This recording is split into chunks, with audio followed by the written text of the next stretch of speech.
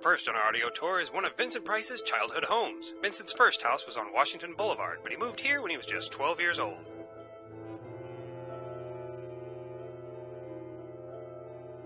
Next is the National Candy Company, built by Vincent's father in 1928. The building is significant for its Art Deco flourishes.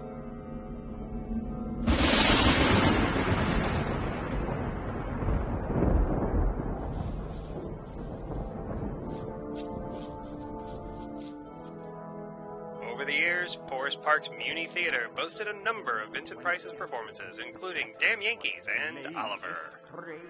And that glorious morn, Jack the Ripper was born. Those were the good old days. Here at the fabulous Fox Theater on Grand Boulevard, Mr. Price's first film, Universal Pictures' Service Deluxe, premiered in 1938. The film co-starred Constance Bennett. We hope you've enjoyed this audio tour of Vincent Price's St. Louis.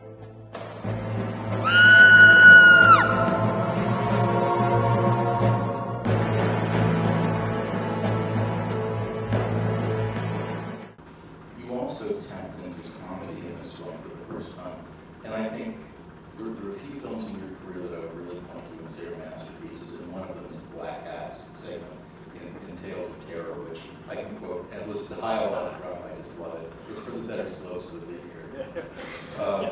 So how did it occur to you or to Richard Matheson to start taking part in this comedy thing? It was simply, again, we felt that we were repeating ourselves and we were looking for ways to vary what we were doing. And since it was three short together, we felt let us try one of them as black humor, still vaguely in a horror vein, but leaning more towards humor.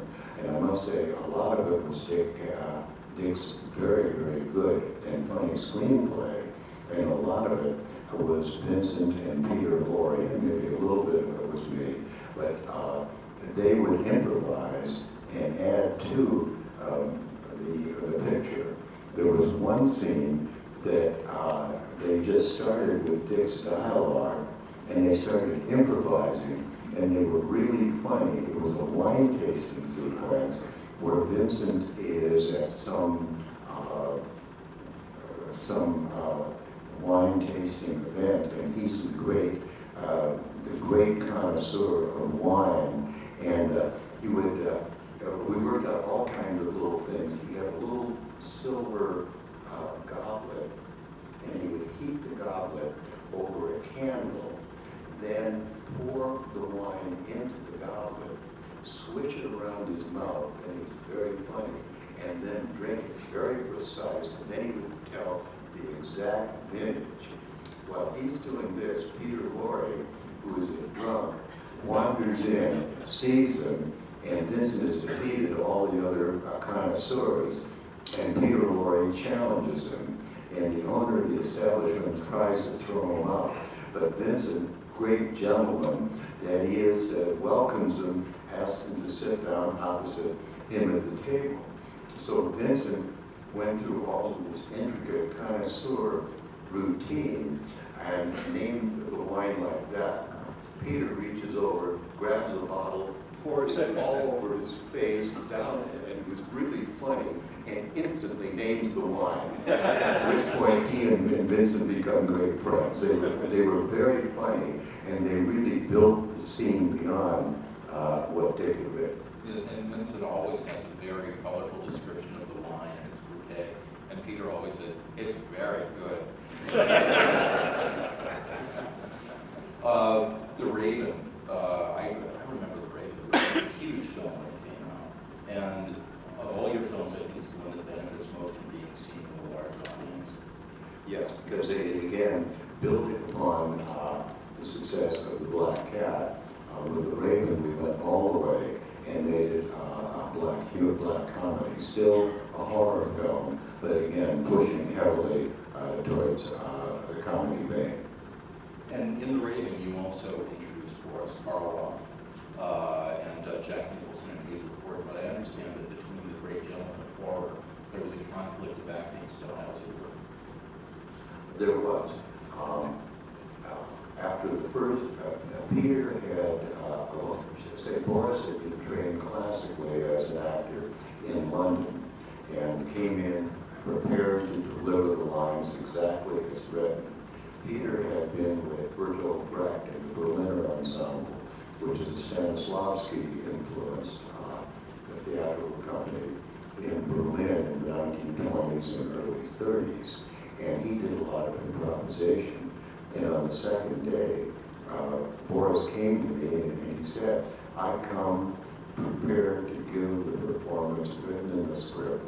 I know my lines, and Peter has a vague idea of the script, and he's making it all up, and I don't know when my line comes in, I don't know when the cue is. So I sort of sat everybody down, and of course, again, it was a 3-week picture. We did not have a great deal of time. And Vincent understood both ways, so he could work precisely with Boris, and he could improvise with Peter. So I brought them all together, and essentially I said, Boris, you have to understand the way Peter works, and be a little bit more flexible and react to Peter in method acting. It's partially the lines, but it's also the interaction with the other actor, and the lines become less important. And know that Peter works that way, and work a little bit with him. And with Peter, I said, which I thought he was great, he was really funny. And I said to Peter, just stay a little closer to the script there. And by the third day, they were all getting along well together. Now, after The Raven, another film was made called The Comedy of Terror. It was also written by Richard Matheson, using the Raven cast. Jacques Turner directs it, not you. Why did you skip it? I was starting to get a little bit tired of both films. I liked them, but I really felt I was repeating myself. That's why I went for humor in The Black Cat and The Raven. And now we were going to do humor again. And I thought AIP, the films were all commercially successful. And possibly one of the reasons for the success of AIP was if something was successful, they intended to repeat it. And I just said, look, I just don't want to do this again.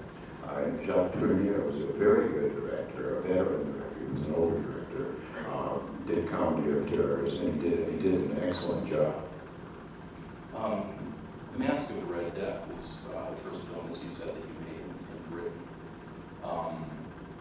Was it a difficulty for you to adjust to the way things were done in England?